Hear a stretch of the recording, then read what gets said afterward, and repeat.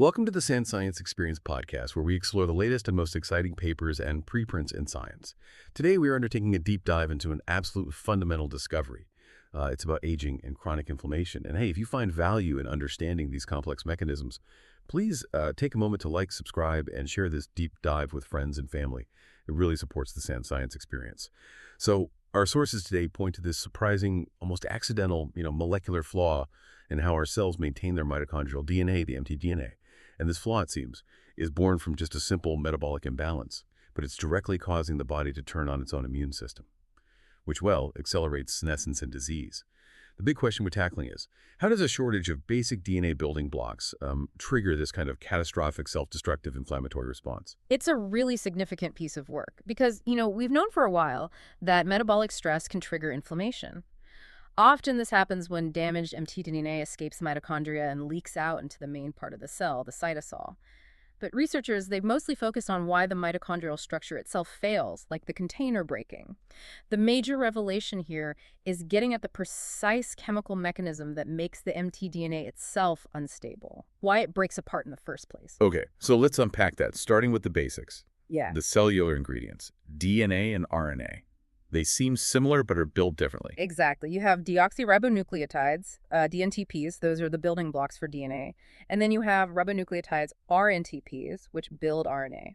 Now, the inherent challenge right off the bat for any eukaryotic cell is that these RNTPs, the RNA blocks, are just massively more abundant than the DNTPs. Way more. Oh, yeah. Orders of magnitude more RNTPs floating around inside the cell. So, okay, if the cell is trying to build DNA, it's like wading through a sea of RNA blocks to find the few DNA ones it needs. That's a good way to put it. And usually, if the supply of the right blocks, the DNTPs, is plentiful, the system manages okay. The replication machinery is pretty good at picking the right ones. But things go wrong when there's an imbalance. Precisely. The problem really kicks off when there's a nucleotide imbalance. Specifically, if the DNTP levels drop, which happens under various kinds of stress, we'll get into that, then the cell's DNA replication machinery gets, well, tricked, or maybe overwhelmed is a better word. Faced with this huge excess of RNTPs and a shortage of DNTPs, it starts making mistakes. It actually incorporates RNMPs, the RNA subunits, into the new mtDNA strands. So it starts using the wrong building blocks because they're just so much more available. Exactly, installing the wrong parts. Okay, so why is that specific error so catastrophic for the mitochondria? Does this happen in the nucleus too? It can happen in the nucleus, but here's the critical difference, the flaw you mentioned. Our cells have a really sophisticated proofreading and repair system for the main nuclear DNA. It's called ribonucleotide excision repair, and it involves an enzyme complex called RNase H2. RNase H2, like a quality control inspector. Yeah, pretty much. RNase H2 constantly scans the nuclear DNA, finds these misincorporated RNA units, snips them out, and helps patch the gap with the correct DNA unit. It's very efficient. Okay, so the nucleus has a dedicated fixer. Right. But the sources we're looking at show that mitochondria, well, they just don't have this specific repair mechanism. They lack RNase H2. No fixer. No specific fixer for this problem. So when those RNMPs get mistakenly stitched into the mtDNA, they just stay there.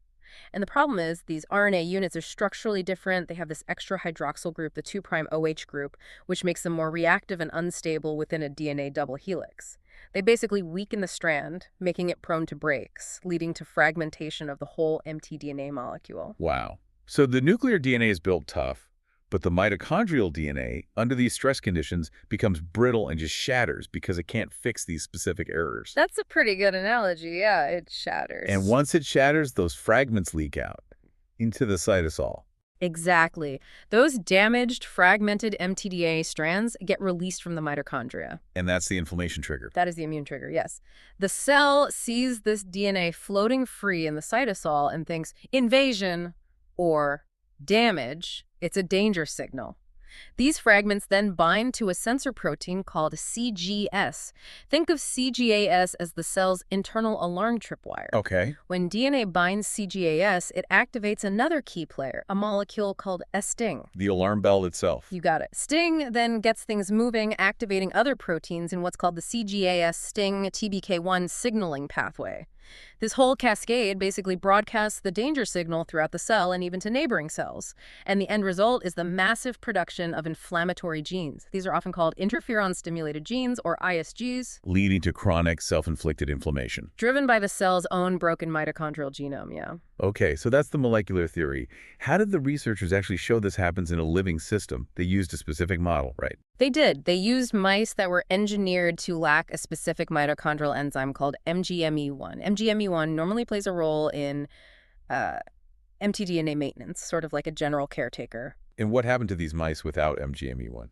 It was quite dramatic. These mice developed severe kidney inflammation as they aged. It was age-dependent, and this led to premature renal failure, kidney failure, with serious problems starting around 1 year of age, which is sort of middle age for a mouse. And the inflammation showed up as those ISGs you mentioned. Yes, exactly. They saw a big spike in the expression of those inflammatory ISGs, specifically in the kidneys. It was quite tissue-specific initially. Okay, and crucially, did they find the fragmented mtDNA floating around in the kidney cells? They absolutely did. They detected those cytosolic mtDNA fragments. And here's a really neat specific finding supporting the mechanism. The fragments they found weren't random pieces. They predominantly came from the area near the mtDNA replication starting point, the D-loop region. Ah, near where the copying starts. Precisely. Finding the breaks concentrated there strongly suggests the problem is happening during replication, as the new strand is being made incorrectly. That makes sense. It's not just random damage later. It's errors baked in from the start. What about the chemical imbalance? Did they confirm the low DNTPs? They nailed that down too. In the MGME1 deficient cells, they measured the nucleotide pools and found, just as predicted, significantly decreased levels of DNTPs, the DNA blocks. And at the same time, they saw the expected increase in incorporated RNMPs, the RNA blocks, within the mtDNA. So the imbalance was definitely there. Okay, so low DNTPs correlated with the bad mtDNA and the inflammation. But correlation isn't causation. How did they prove the low DNTPs were actually driving the inflammation? Right, the crucial step. They did a clever intervention. They artificially boosted the DNTP levels back up in these cells. They did this by getting rid of another protein called SAMHD1. SAMHD1 normally acts like a brake, limiting the available DNTP pool. So they took the brakes off the DNTP supply. Essentially, yes. And when they restored the proper levels of DNA building blocks this way, the result was striking. The inflammatory response, the high ISG expression, was almost completely shut down. Wow. Just giving the cell the right materials stopped the inflammation cold. It strongly indicated that the lack of DNTPs and the resulting RNA incorporation was indeed the root cause, the driver. Okay, but messing with SAMHD1 is still a significant genetic manipulation. Is there evidence this mechanism applies more broadly, not just in this one specific mouse model? That's a fair question. And yes, the researchers showed this wasn't just a one-off. They observed the same RNMP incorporation mechanism in a different model. They looked at cells lacking a mitochondrial protease called YM1L. That's YME1L. Cool. Losing YME1L is another known way to trigger this kind of mtDNA-dependent inflammation. Yeah. And using a special technique called hide-and-seq, they confirmed it. These YME1L deficient cells also showed increased mistaken incorporation of ribonucleotides, particularly guanine ribonucleotides in this case, into their mtDNA. So the pattern holds across different types of mitochondrial dysfunction. It seems to be a common underlying vulnerability, yes. Now let's tie this back to the bigger picture of aging. Chronic inflammation is like a hallmark of aging. How does this finding connect to normal cellular senescence? It connects really elegantly, actually, through the process of senescence itself.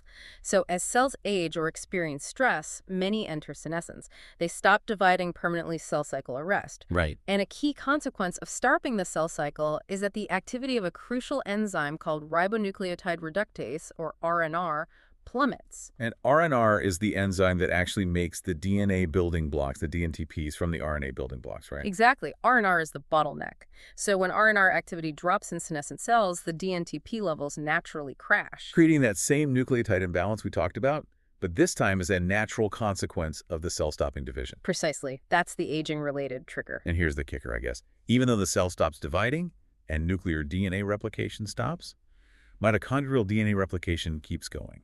That's the crucial paradox. mtDNA replication often continues even in non-dividing senescent cells.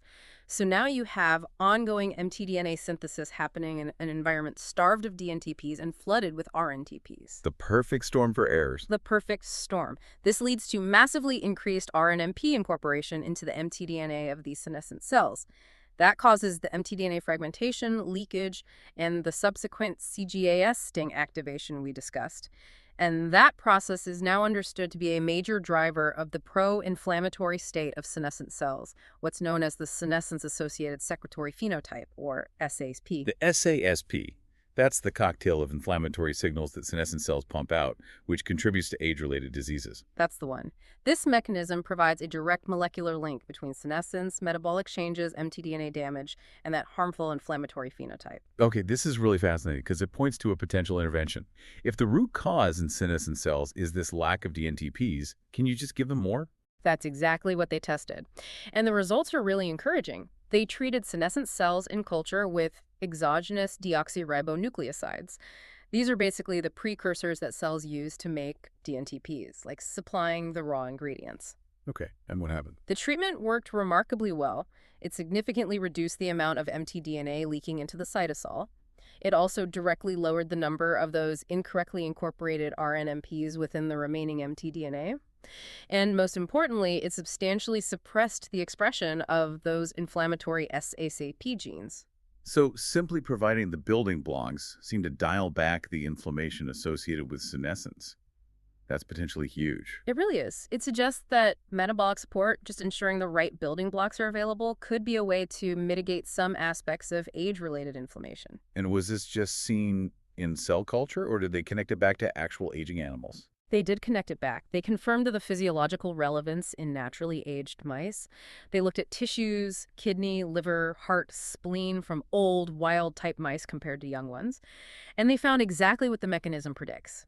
The aged tissues had that increased RNTP-DNTP ratio and correspondingly significantly more RNMPs incorporated into their mtDNA. So this isn't just a quirk of specific disease models or cell culture. It seems to be happening during normal chronological aging. Yes, it appears to be a fundamental aspect of the aging process linked to metabolic shifts. Okay, so let's try to synthesize this. We've gone deep into how a basic metabolic issue, the balance of RNA versus DNA building blocks, interacts with a specific vulnerability in mitochondria, namely their lack of the RNase H2 repair enzyme. And this combination leads to mtDNA damage, leakage, and kicks off an immune response that drives chronic inflammation, a key feature of aging and senescence. That sums it up really well. It reveals this unexpected fragility in mtDNA maintenance as a major driver of age-dependent inflammation and pathology. Amazing stuff. So what's the final provocative thought you want to leave our listeners with? Well, given that simply restoring DNTP levels, even just by supplying precursors, could suppress inflammation and improve things in these models of mitochondrial disease and senescence, the really critical question for the future, I think, is whether targeted metabolic support, maybe specific dietary supplements or strategies focused on nucleotide precursors, could actually slow down or maybe even partially reverse chronic age-related inflammation in humans. Can we leverage this fundamental metabolic link therapeutically? That is a fantastic question and a hopeful note to end on. Thank you so much for breaking down this complex science for us today. And to you, our listener, thanks for joining us for another deep dive. Please do remember to like, subscribe, and share this. It truly helps support the Sand Science experience. We'll see you next time.